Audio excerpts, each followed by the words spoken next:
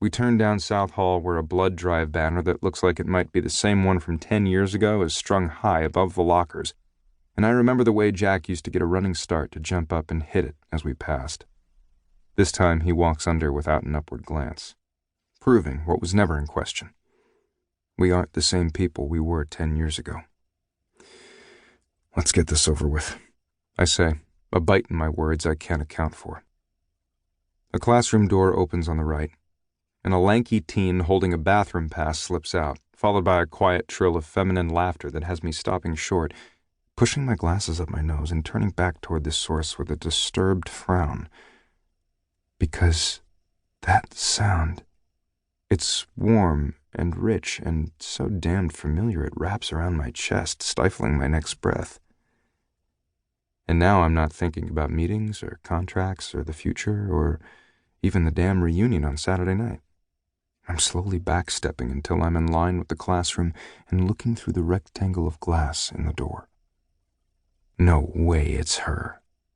It's just being back in the place where she was the center of my world for 4 years. Right up until the day we realized my world getting bigger meant a world without her.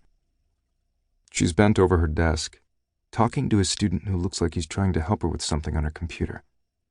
She brushes back her hair, still the same glossy dark brown and long enough to fall past her shoulders, and I can see the pink tinge of her cheeks and that one standout freckle against the pale stretch of her neck.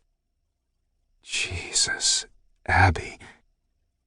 Her hands are moving in that animated way she always had when she was frustrated or excited. It makes me smile. It makes me want to hear what she's saying. It makes me want to slap my own forehead for not guessing she would be here, for not giving that fucker Jack enough credit for knowing what it would take to get me to the reunion Saturday night. With a helpless shrug, Abby turns to the smartboard behind her.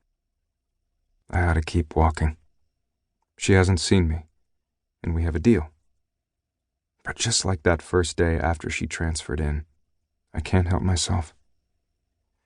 Instead, I lean closer, a tingling in my veins as I strain to hear the words I know are coming next. She looks at the kid who was trying to figure it out. Run down to tech and see if there's anyone around to help. Abby. Technology has it out for me.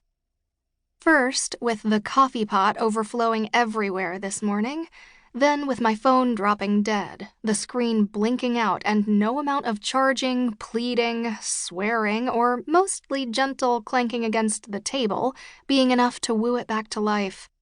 And now, with this freaking smartboard giving me its blinky red light and no connection business, it's one of those days where everything is going haywire and I'm on edge, wondering how technology plans to stick it to me next.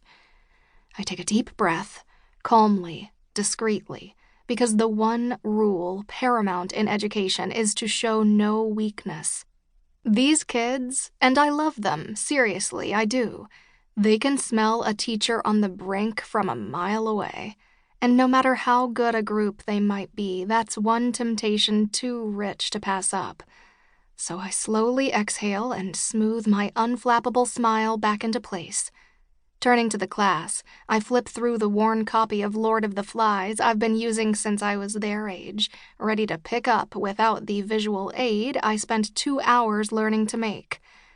Okay, guys, while we wait on tech, I begin, but a disturbance in the classroom brings my eyes up from the yellowed pages to the students whispering, shuffling in their seats as they lean forward, trying to get a better look at the man in the crisp suit who's leaning casually, arms crossed against the frame of my classroom door.